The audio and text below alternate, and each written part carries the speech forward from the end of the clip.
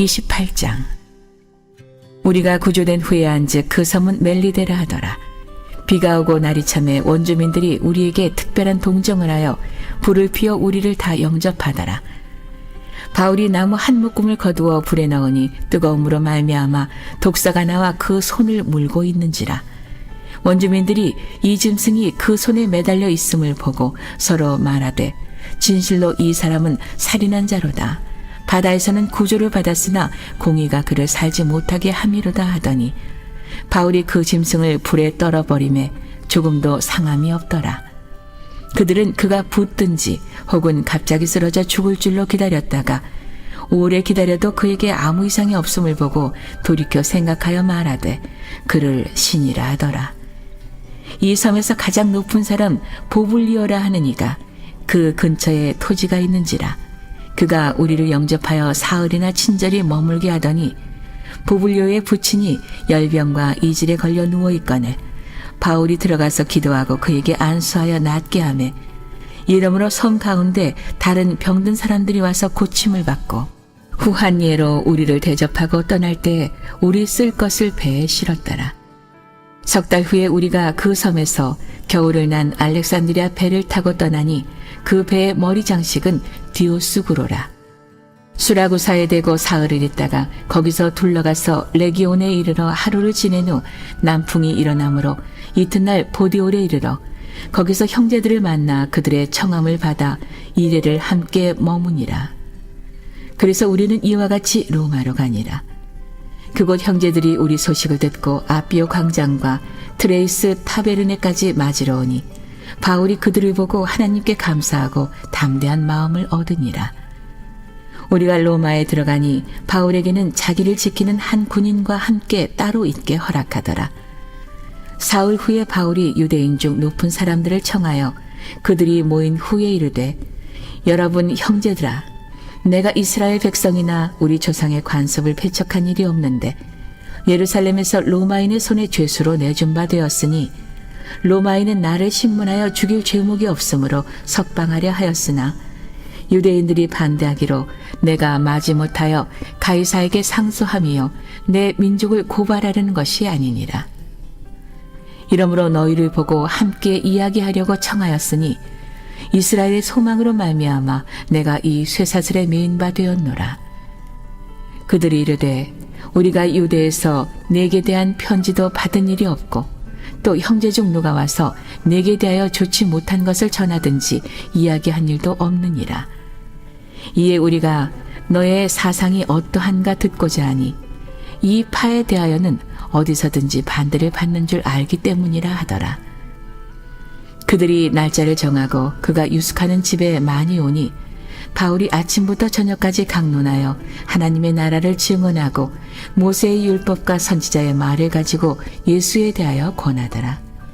그 말을 믿는 사람도 있고 믿지 아니하는 사람도 있어 서로 맞지 아니하여 흩어질 때에 바울이 한 말로 이르되 성령이 선지자 이사야를 통하여 너희 조상들에게 말씀하신 것이 옳도다. 일러스되 이 백성에게 가서 말하기를 너희가 듣기는 들어도 도무지 깨닫지 못하며 보기는 보아도 도무지 알지 못하는도다. 이 백성들의 마음이 우둔하여져서 그 귀로는 둔하게 듣고 그 눈은 감았으니 이미 눈으로 보고 귀로 듣고 마음으로 깨달아 돌아오면 내가 고쳐줄까 함이라 하였으니 그런즉 하나님의 이 구원이 이방인에게로 보내어진 줄 알라. 그들은 그것을 들으리라 하더라. 바울이 온 이태를 자기 셋집에 머물면서 자기에게 오는 사람을 다 영접하고 하나님의 나라를 전파하며 주 예수 그리스도에 관한 모든 것을 담대하게 거침없이 가르치더라. 오늘도 이른 새벽 마음의 소원을 품고 주님 품에 나온 여러분 모두를 주님의 이름으로 축복하고 또 환영합니다. 특별히 오늘부터는 우리 교회학교 다음 세대 사역을 위해서 함께 깨어 중보하며 기도하는 그런 시간이 시작되어지는 그런 뜻깊은 시간입니다. 다음 세대 우리 자녀들이 희망이죠. 우리 자녀들을 위해서 늘 깨어 기도하는 믿음의 부모들이 다 되시기를 간절히 바랍니다. 여러분이 있어서 우리 갈릴리 교회 다음 세대는 희망이 있습니다. 할렐루야. 희망은 기도하는 자에게 나오는 거예요. 기도하는 자가 있는 곳에는 무슨 일을 만나든 어떤 상황이 있든지 간에 절대로 낙심하거나 좌절하거나 절망할 필요가 없어요. 언제나 하나님은 놀랍게 당신의 일을 행하십니다. 역전의 하나님. 홍해 앞으로 끌어갔지만은 어찌 알겠어요. 홍해를 가르실 줄. 할렐루야. 홍해 때문에 불평하고 원망했지만 그러나 하나님이 행하시는 그 일은 우리 생각을 넘어섭니다. 언제나 여러분 이 믿음을 가지고 나아갈 때에 하나님의 위대한 역사의 주인공들이 다 될 줄로 믿습니다. 오늘 사도행전 마지막 장 말씀인데 참 로마로 가는 그 길이 험하죠. 그냥 로마로 붙들려 가는 것이 아니고 가는 중에 풍랑을 만나게 되고 그리고 또 배가 난파돼서 한 섬에 이르게 되는데 오늘 보게 되니까 그 섬에 이르러서 거기서 버블리오라가 하는 이의 집에 거하게 되는데 그만 그의 부친이 열병에 걸려서 고통 가운데 있게 돼요. 그때 바울이 그를 안수하고 기도할 때 하나님의 영이 그와 함께 하셔서 그의 부친을 치유해 주는 역사가 나타나요. 여러분 기독교의 경전을 자세히 들여다보면 주님이 행하신 사역들 중에 많은 특징들이 있는데 그 중에 하나가 뭐냐면 힐링입니다. 그렇죠? 우리의 마음만 치유하여 주신 게 아니에요. 근심하고 걱정하고 염려하는 자들에게 끊임없이 두들기는 거 아니에요? 두려워하지 말라, 염려하지 말라. 그렇죠? 하나님을 믿으니 또 나를 믿으라 그랬잖아요. 그래서 우리의 두려움과 근심, 걱정과 염려 가운데 있는 그러한 우리의 마음의 병을 치유하시고 또 보면 안전병을 일으키시고 눈먼 자를 뜨게 하시고요. 죽은 나사로를 살리시고요. 이런 놀라운 치유의 역사들을 행하십니다. 실제로 지금도 그 치유의 역사는 일어나고 있습니다. 어떤 자들에게? 믿는 자들에게. 할렐루야. 근데 우리는 점점 이게 현대화되면서 어떤 생각들을 갖냐면 병은 병원에서 치유하는 거라서 병은 병원에서 의사가 치유하는 것이라고 확신을 안 되니까요. 그러니까 그 외의 공간에서는 내 병이 치유될 수 있다라고 하는 생각을 점점 덜하게 돼요. 그러다 보니까 믿음이 없는데 역사가 나타날 수가 없잖아요. 할렐루야. 아니 의사가 뭘 알겠어요? 의사가 아는 것에 한계가 있어요. 트리트먼트에 불과해요. 그러나 하나님은 우리를 창조하신 분이세요. 그분이 원하시면 능치 못함이 없다는 사실을 꼭 기억하시고요. 사람에게는 고질병이 있지만 하나님에게는 고질병이 없어요. 다 고칠 병입니다. 할렐루야. 이 믿음이 여러분 가운데 있게 되길 바라고요. 그 믿음으로 오늘도 이렇게 나와서 안수받고 기도받고 가는 이들에게는 우리 갈릴리 교회 안에도 목사님 안수받고 난 다음에 싹 사라졌어요. 어제도 우리 청년 하나 잠시 이렇게 대화를 나누고 이야기를 좀 나눴는데 잠을 자면은 무서운 꿈을 꾸고 시달려가지고 그래서 안수를 좀 받았으면 해서 제가 불러서 안수했는데 그날 밤부터 편안한 잠을 잔다는 거예요. 할렐루야. 그래서 내가 그래 믿고 기도를 받으면 역사가 나타나는 거야. 그 자기가 너무 신기해가지고 그 때문에 너무 힘들어가지고 말이죠. 막 꿈에 시달리고 이러니까 그래 와봐. 그래서 내가 안수기도 하고 그때 그날부터 깨끗 편안한 밤을 잔대. 할렐루야. 믿는 자들에게 역사가 나타나는 거예요. 그러나 안 믿는 자들은 죽을 때까지 역사가 나타나지 않는 거예요. 오늘도 주님은 살아계시잖아요. 그 주님께서 2000년 전에 역사하시고 오늘은 역사 안 하시나요? 아니에요. 오늘도요 살아계신 그 하나님을 체험하고 무너졌던 마음이 치유함을 받고 육체의 질병이 치유함을 받고 무너졌던 산산에 무너졌던 자기 삶이 다시 회복돼서 능력 있는 그리스도인의 삶을 살고 입만 열면 간증이 터져 나오는 이런 능력 있는 그리스도인들이 우리 주변에 허다하단 말이에요. 허다하단 말이죠. 근데 그 사람들에게는 주님이 살아계시고 여러분에게는 주님이 살아계시지 않습니까?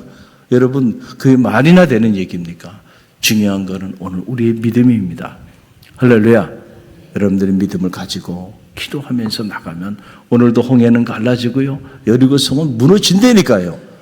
이 믿음이 여러분 가운데 있게 되기를 간절히 바랍니다. 자, 우여곡절 끝에 이제 드디어 바울이 로마에 입성하게 됩니다. 자, 로마인들은 바울을 석방하고자 했지만은 그러나 유대인들이 그를 끊임없이 고소하고 붙잡아서 결국은 풀려나지 못하게 되는데, 그 내용이 17절로 19절에 나와요. 17절로 19절 함께 읽어봅니다. 사흘 후에 바울이 유대인 중 높은 사람들을 청하여 그들이 모인 후에 이르되, 여러분 형제들아, 내가 이스라엘 백성이나 우리 조상의 관습을 배척한 일이 없는데 손에 제수로 내준 바 되었으니 로마인은 나를 신문하여 죽일 제목이 없으므로 석방하려 하였으나 유대인들이 반대하기로 내가 마지 못하여 가이사에게 상소하며 내 민족을 고발하는 것이 아니라 그랬어요. 자, 어떻게 보면 유대인들이 사도 바울의 말을 유대인들이 믿을 것 같아요. 왜냐하면은 사도 바울은 유대인 중에 유대인이었잖아요. 가말리엘 문화생이었어요. 같이 유대인과 함께 태어났고 유대인과 함께 자랐고 유대인의 최고의 지혜자 밑에서 공부했던 사람이에요. 그리고 열정으로는 바리새파 사람이었습니다. 그러니까 이 사람이 변화된 이야기, 이 사람이 체험한 이야기를 다른 사람들은 몰라도 누구는 믿을 것 같아요. 유대인들은 믿을 것 같은데 언제나 그래요. 유대인이 안 믿는 겁니다. 예수님도 어디서 인정을 받지 못해요? 고향에서 인정을 받지 못하는 거예요. 언제나 그래요. 참 그런 거 보면은 사람의 그 생각이라고 하는 것이 이런 그 편견이라고 하는 것이 이게 참 무섭구나. 선입관이라고 하는 거, 그거를 걷어낸다고 하는 것이 이렇게 어렵구나. 그래서 유대인들에게 오히려 박해를 받아요. 핍박을 받고, 그리고는 오히려 바울의 이 억울함을 로마인들이 알아줍니다. 그러면서 로마인들은 바울을 석방해 주고자 해요. 자, 이런 안타까운 일들이 일어나는데, 그런데 우리가 이 말씀을 쭉 읽으면서 깨닫게 되는 것은 하나님은 악도 선영하시는 분. 같은 유대인 동족이, 같은 민족이, 같은 형제가 자기를 핍박하고 박해하고 그리고 자기에게 저항하면서 자기를 내어 던진다 할지라도 그것 때문에 낙심할 필요도 없다는 거예요. 왜냐하면 하나님의 일은 이 유대인들이 저항하고 유대인들이 핍박했기 때문에 결국 바울이 로마의 심장부에 가서 복음을 전하게 된 거야. 돌이켜보면 그렇게 된 거야. 그러니까 사실은 유대인의 핍박도 하나님의 큰 그림에서 본다고 한다면 다 협력하여 선을 이루는 그런 계기가 되는 거야. 그러니까 유대인들 미워할 필요도 없어요. 할렐루야.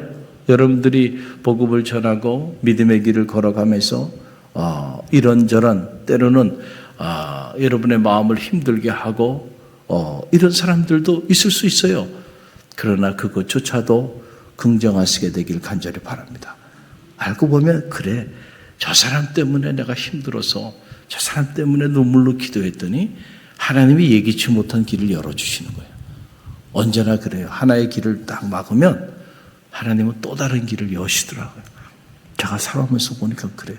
그래서 내가 오랫동안 열망하고 갈망해서, 그래서 이 일만큼은 꼭 이루어져야 된다고 생각했는데 어떻게 된 일인지 하나님께서 그 길을 열어주지 않았어요. 그랬을 때 얼마나 낙심이 돼요. 얼마나 좌절이 되고 얼마나 절망이 돼요. 정말 하나님은 살아계신가?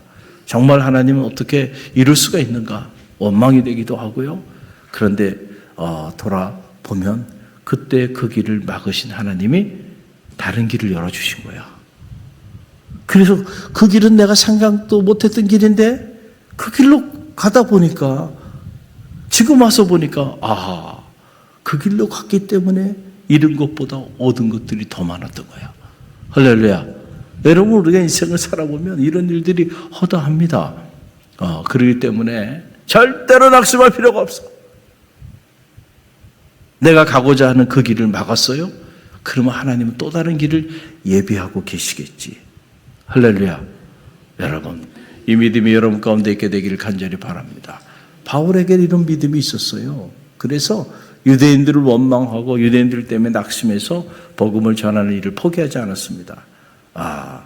그래서 로마의 심장부에 복음을 전했어. 이게 복음을 전하니까 보니까 믿는 자들도 있고 믿지 아니하는 자들도 있더라. 오늘 성경 그렇게 기록하고 있는데 그 내용이 23절로 28절이에요. 23절로 28절 함께 읽어봅니다.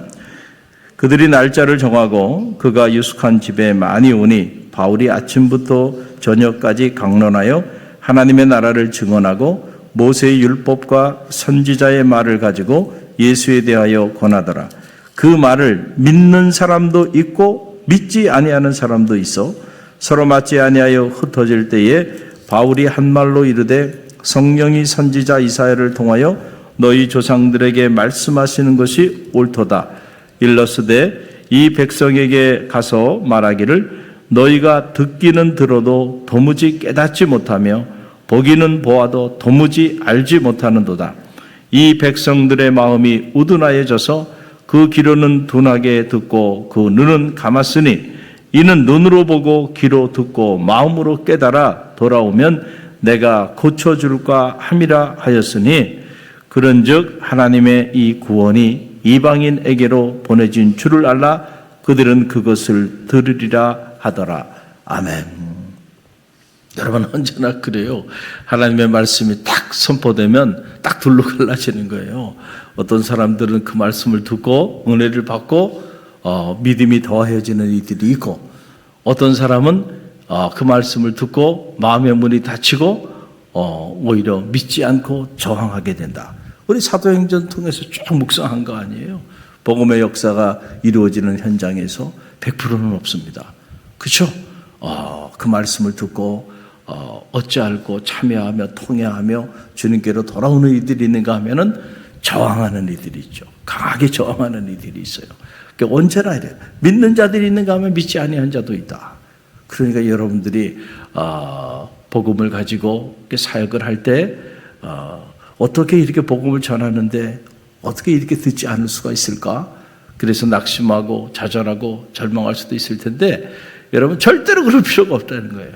사도 바울 같은 위대한 사도도 복음을 전해도 믿는 사람이 있는가 하면 믿지 않는 사람이 있었고, 예수님이 말씀을 전하셔도 믿는 자들이 있는가 하면 믿지 아니하는 자들이 있고, 심지어 예수님을 팔아먹기도 하고요. 제자들 중에는 그리고 예수님을 십자가에까지 던진 이들이 있지 않았나요? 여러분, 그런데 여러분 어떻게 우리가 영적인 사역을 감당하는데 100%가 있을 수 있겠어요? 절대 그런 일은 일어나지 않아요. 그러나 여러분들이 꼭 알아야 되는 거, 그런 저항이 있고 또는 여러분이 원하는 대로 그 역사가 나타나지 않다 할지라도 절대로 좌절하거나 낙심할 필요가 없어요. 그 하던 일을 멈출 이유가 없다는, 모든 것이 협력하여 선을 이루는 거예요. 그래서 유대인들 중에 많은 이들이 믿지 않았어요. 듣기는 들어도 그 음성을 깨닫지 못하고, 보기는 보아도 눈으로 보면서도 그들이 알지 못하게 되는 이런 일이 일어나게 되니까 결국 복음이 어디로 흘러가냐면 이방인에게로 흘러가는 거예요. 그래서 사도 바울이 저 이방인의 문을 열면서 전 유럽을 복음화하는 그런 역사를 이루는 이방의 위대한 선교자로, 위대한 사도로 그렇게 쓰임받게 된 거예요. 예루살렘에서 역사가 나타났으면 좋았을 텐데, 예루살렘에서는 지금도 여러분 성지순례 가보면 예루살렘에 있는 유대인들은 주님을 영접하지 않습니다. 지금도 복음이 어디로? 예루살렘에서 밀려서 올라간 거예요. 이태리 로마까지 간 거예요, 지금.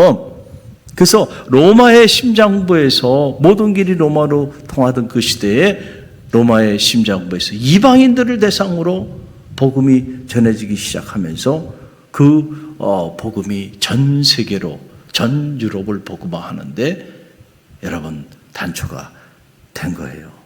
그러니까 참 역사를 이렇게 돌아보면 당장 좋은 일이 일어난다고 해서 너무 기뻐할 필요도 없고, 당장 좀 힘든 일이 있다고 해서 너무 슬퍼할 필요도 없어요. 일비일희할 필요가 없다. 그렇죠? 좋은 일도 좋은 일이고 나쁜 일도 좋은 일이다. 아멘입니까? 예. 그렇잖아요. 보면 당장은 나쁜 일이야. 그렇지만 어찌하랴 하나님이 이 일을 통하여 하나님이 내가 계획하지 못한 놀라운 새 일을 행하실지. 좋은 일도 좋은 일이고 나쁜 일도 좋은 일이다 말이야. 할렐루야. 이 믿음이 여러분 가운데 있게 되길 바랍니다. 자, 그 사도 바울이 이렇게 해서 결국 철의 제국 로마를 복음으로 무너뜨리게 되는 역사가 이러한 역사를 통하여 나타나게 된 거예요. 그리고 오늘 사도행전 28장 마지막 결론 부분에 보게 되면 사도 바울이 어느 자기 셋집에서 복음을 전하게 되는데 거침없이 전하였다는 거예요. 와, 참 이 대목에 감동이 돼요. 여러분은 말씀을 수없이 듣는데 정말 거침없이 복음을 전하고 살아가고 있는지를 좀 점검해 볼 필요가 있어요. 우리는 너무 복음을 수줍게 전하거나 아니면 복음을 전하지 않고 벙어리처럼 평생을 한 번도 입을 열어 내 주변에 내가 만나는 사람들에게 복음을 전해보지 못하는, 그리스도의 증인의 삶을 살지 못하는 경우들도 우리 중에는 허다하다는 거죠. 여러분 도전을 받습니다. 30절 31절 말씀을 보세요. 우리 함께 읽어봅니다. 바울이 온 이태를 자기 셋집에 머물면서 자기에게 오는 사람을 다 영접하고 하나님 나라를 전파하며 주 예수 그리스도에 관한 모든 것을 담대하게 거침없이 가르치더라. 아멘. 한번 여러분 생각해 보세요. 지금 같은 상황이라면 내게 오는 사람들에게 거침없이 복음을 전하는 일 충분히 할 수 있을 것 같아요. 그러나 당시로서는 이게 쉬운 일이 아니었단 말이에요. 박해 상황이죠. 그렇죠? 복음을 전하는 이 일 때문에 저 예루살렘에서 이태리 로마까지 끌려온 사람이에요. 죄수의 신분으로. 그리고 복음을 전하는 이 일 때문에 믿는 자도 있었지만은 저항하면서 사도 바울을 잡아 죽이고자 하는 사람들이 막 매복을 하고 어떻게라도 바울을 죽이고자 달려들었던 그런 상황입니다. 그런데 자기에게 오는 사람들에게 거침없이 담대히 복음을 전했다는 거예요. 여러분 이게 쉬워요? 이게 쉽습니까? 절대로 쉬운 일이 아니에요. 우리는 지금 같은 상황에도 거침없이 복음을 전하지 못하잖아요. 내게 오는 사람들, 내가 만나는 사람들에게 왜 담대히 복음을 제시하지 못하나요?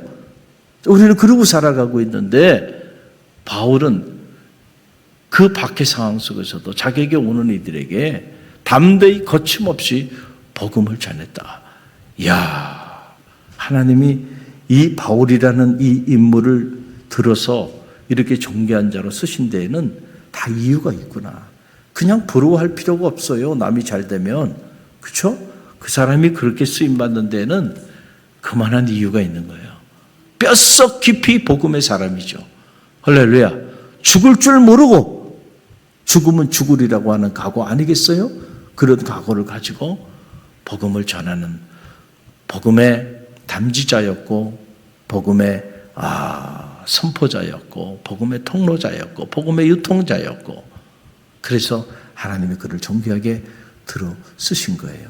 여러분 이 내용이 저와 여러분에게 큰 도전이 되게 되기를 간절히 바랍니다. 특별히 이제 여름 행사가 우리 유치부, 아동부, 중고등부, 청년부, 그리고 9월에는 우리 성인들을 위한 집회가 계획 중에 있습니다. 그래서 전 세대, 원래 교회학교라고 하면 작년부까지가 다 교회학교입니다. 그래서 갈릴리 교회 전 교우들을 위한 영적인 사역이 이제 쭉 전개되게 되는데 여러분 이를 위해서 우리가 기도하고 이런 사역들을 통해서 선교의 계기가 될 수 있도록 기도하시길 바랍니다. 제가 우리 교육자들에게도 그냥 기가 따갑도록 얘기를 합니다. 부서에서 어떤 사역을 하든지 간에 언제나 늘 가슴속에는 이것을 통해서 어떻게 선교의 문이 열리게 할 것인가. 늘 그걸 잊지 말아라. 그래서 선교적인 목적을 세워라. 그 얘기를 기가 딱 없도록 얘기를 합니다. 자, 여름 행사를 해요. 그냥 여름 행사, 우리끼리만 하는 여름 행사가 돼서는 안 되고 이 여름 행사를 통하여 어떻게 믿지 아니하는 그런 영혼들, 어린아이들을 구원할 수 있을까? 늘 거기에 대한 기도 제목이 있어야 한다. 할렐루야. 그래야 선교의 문이 열리죠. 그래서 우리 갈릴리 교회를 통하여 하나님이 원하시는 일이 뭐예요? 구원의 방주 역할을 감당해야 되잖아요. 그런 사역 때문에 저도 어린 시절에 이렇게 여름 행사 있고 이럴 때는 평소에 교회 나가지 않았어도 이럴 때 끌려 나와서 이렇게 여름 행사 참여하고 또 끝나면 다시는 교회 가지 않고 그렇게 반복적으로 살았는데 그때 뿌려진 그 씨앗이 오늘 저를 있게 한 거예요. 돌이켜보면 그렇단 말이에요. 당장 열매가 맺히지 않더라도요. 그래서 내가 유치부도 아동부도 중고등부도 청년부도 저 소외도까지 1박 2일로 가는데 그냥 가서 놀다가 올 거야? 말이 안 되잖아요. 그럼 어떡할 거야? 이거를 선교의 기회로 삼자. 그래서 소외도 가서 하늘의 아름다운 별을 보러 갔는데 좋다. 가자. 나도 갈 테니까 가자. 그런데 중요한 거는 우리끼리만 가면 안 돼.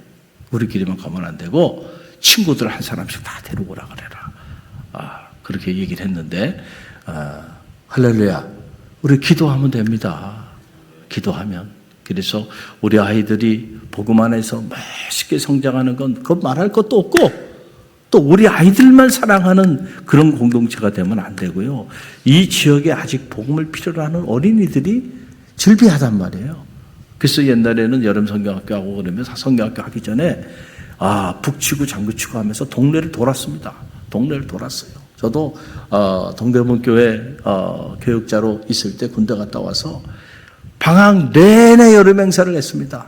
내부서 끝나고 나면 내가 중고등부 했는데 그 다음에 아동부 유치부 하고 그 끝나고 나면 지역의 개척교회 여름 행사 도와주러 갔어요. 그 가면은 어떻게 하냐면은 여름 행사 하기 전에 다 동네 한 바퀴 다 돕니다. 북치고 장구치면서. 그럼 애들이 막 이게 무슨 잔치가 났나 해가지고 동네 애들이 막 쫓아와요. 그러면 싹 다 데리고 와가지고 걔네들 데리고 과자도 주고 이러면서 프로그램 하고 그 다음날 또 이렇게 모임 가기 전에 동네 한 바퀴 또 쫙 돌고 그러면 동네 아이들이 이게 무슨 일인가 쫓아와요.